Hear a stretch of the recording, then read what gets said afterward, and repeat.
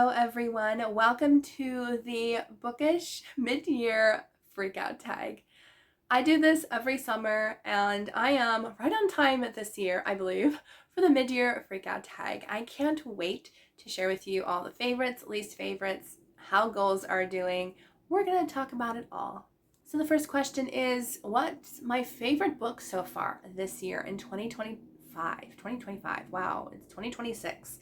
Let's catch up there. It's 2026. What was my favorite book so far this year? I had a lot of favorites this year, and let me tell you, I think my favorite so far, it's tough. It really is tough. I've had some really great reads, and not ones though have been at that point where I can't forget them ever. Haven't had one of those yet. But I will say South of Somewhere by T.I. Lowe has been one of my top favorites of the year so far. It's very heartbreaking, but the hope and the faith in the story just gets me every time I think about it. The story is about a woman who ends up in a car accident in the beginning, and she is sent to prison, and her daughter is put into foster care with her brother.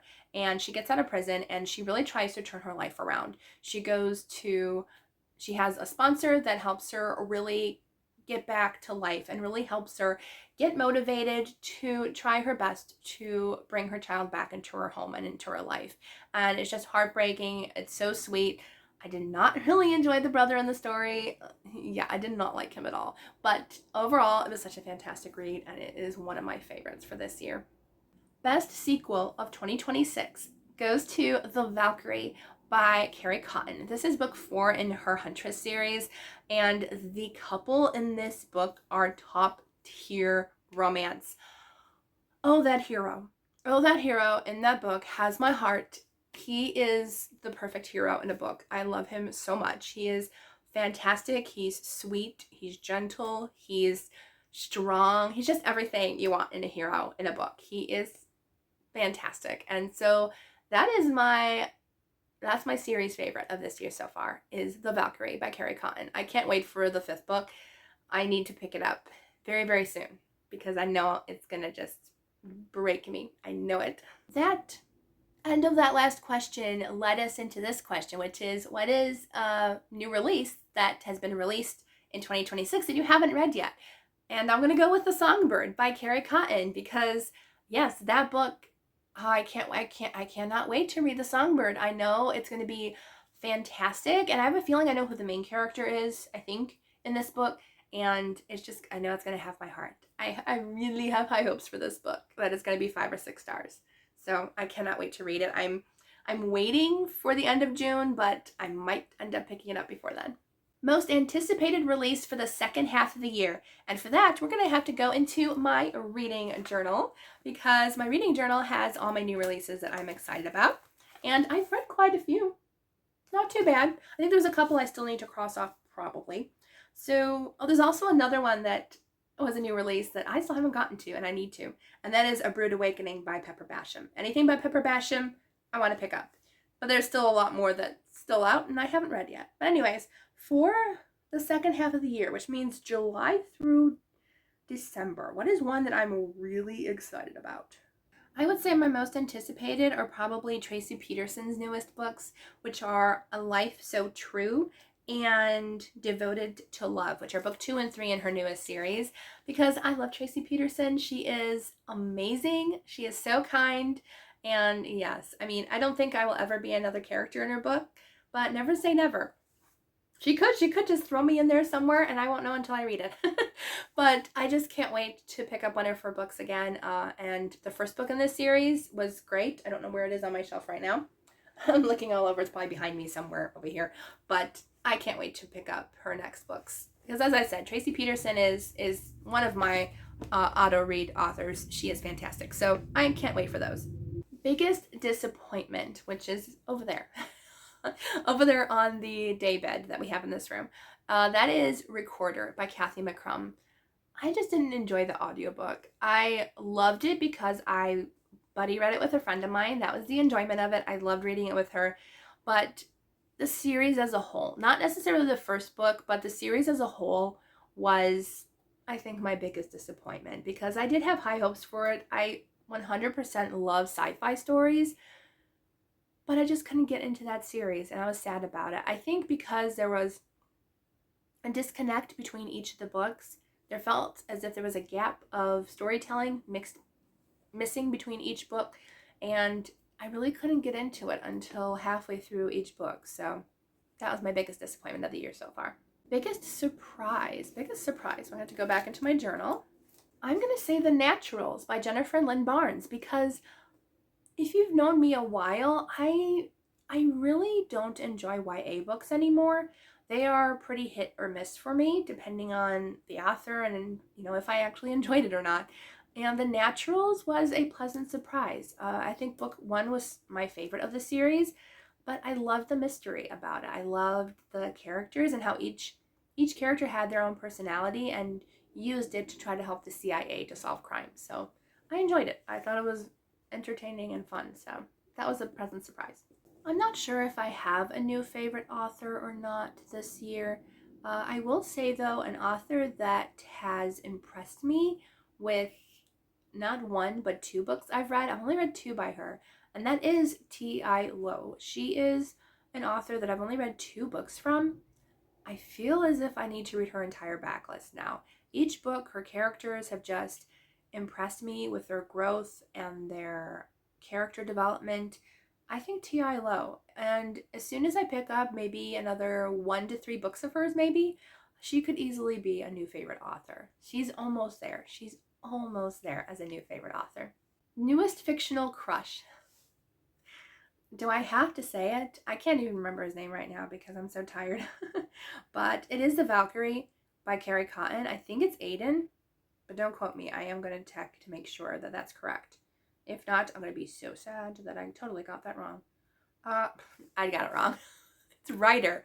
Ryder is his name. Oh, Ryder. Ryder is my new fictional crush. I don't really have fictional crushes anymore because, I don't know. I mean, I'm not in a relationship right now, but I just really don't have fictional crushes anymore. But if I did, it would be him. I love Ryder from The Valkyrie. He is the perfect hero that, yeah, I loved his character growth and his story, his background story, and the way he changed and grew throughout, and how he was with the heroine. Top tier romance for sure. Newest favorite character. Can I still say Ryder? I was going to say, because he's definitely one of my new favorites. I don't know. There's a lot of really good characters, but he's one of them for sure. We can actually talk about a book that I own now, and that is The Unlikely Yarn of the Dragon Lady by Sharon J. Mondragon. And in this one of my new favorite characters, is it Margaret? Yes, Margaret. And I just liked her personality so much. She was so unique compared to other main characters that I've read. So Marjorie is very, very uptight, and she knits prayer shawls at the church. Well, something happens where their church isn't doing very well, so their pastor tasks her and her friends to knit their prayer shawls out in public. And so they go to the mall under her duress and her protest, and they go to the mall to mingle with people out in public. And it was just such a great read. It's very humorous, but also very, very sad themes throughout the books as well. But I really, really loved Margaret. I just thought her uptightness, but also I think her growth and her slowly stepping out to try new things really, really brought a new character to my heart. So we're going to go with her. I liked her. She was fun. A book that made me cry. I don't really cry in books. It's very hard for me to cry in books.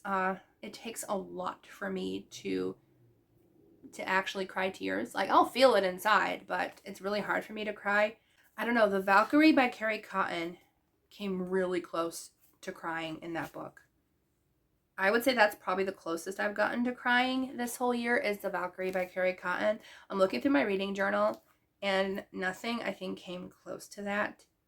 Now, there's a couple that had some moments of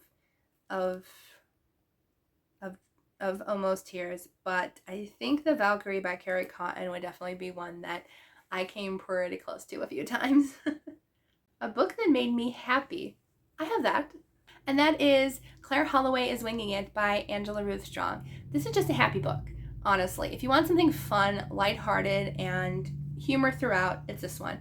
And I just had a great time. This is about a character named Claire Holloway who is a new flight attendant, and she goes to her launch pad or whatever it's called that they stay in between their flights and stuff, or crash pad, that's what it's called. I was called a launch pad. I don't know why, but crash pad.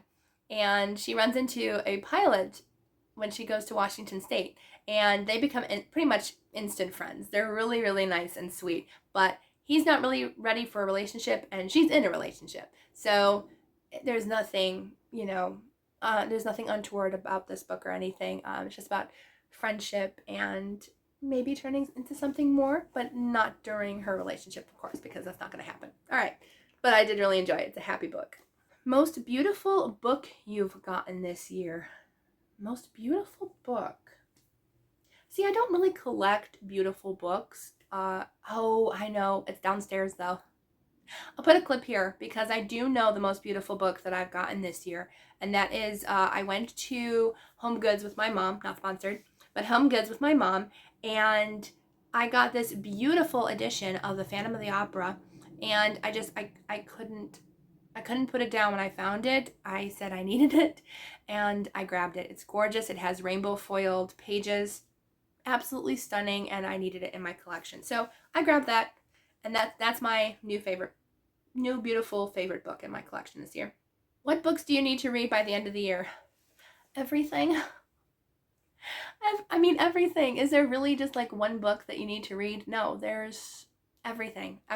I'm a reviewer for Baker Publishing, so anything, and Creakle, so anything I get from them, I prioritize anyways. So let me look at my new releases and see if there's just a few there that I can mention that I know I've gotten for my books.